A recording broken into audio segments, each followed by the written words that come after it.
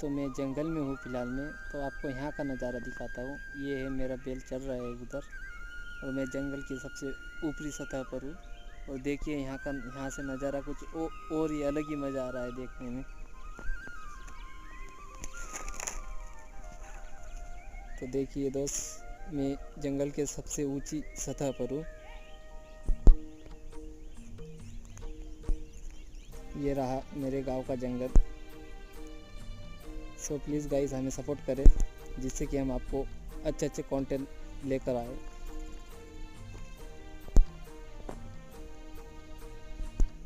और ये रहा मेरा भूरा दोस्त जो हमेशा मेरे साथ में रहता है।